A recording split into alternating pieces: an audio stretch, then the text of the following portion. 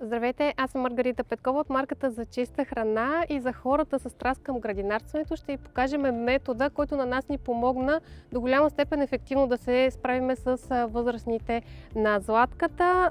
Част от метода взаимствахме от китайски градини, видяхме, но го подобрихме посредством ентомологичното лепило и познавайки биологията на неприятеля, т.е. че тя обича да снася 15-18 до 20 см в различните литературни източници посочват кората на дървото или в близост до кората. Затова решихме, че ние просто ще покриеме близката зона около корена на дървото и ще покриеме с материал височината от ствола на дървото, там където снася златката. И този материал ще бъде покрит с ентомологичното лепило. По този начин ние хванахме около 10 златки в нашата градина. Елате да видите как го правим.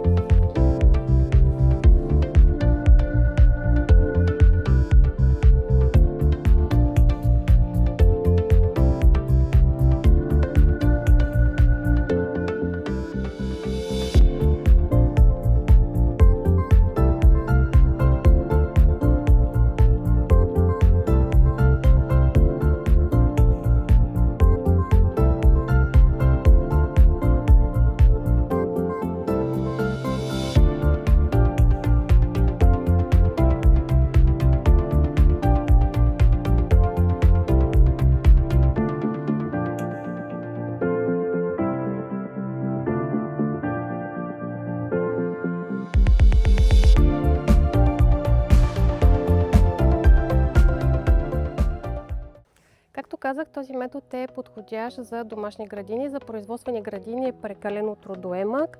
Капаните ние поставяме още през март месец, като е важно преди да сложите геотекстила да почистите растителните остатъци под самото дърво, тъй като често възрастното на златката зимува там. Ние нанасяме лепилото върху фолио, но вие може да използвате и ВЛПП или някакъв друг вид материал. Като ако е фолио, ние задължително отстраняваме с началото на есента.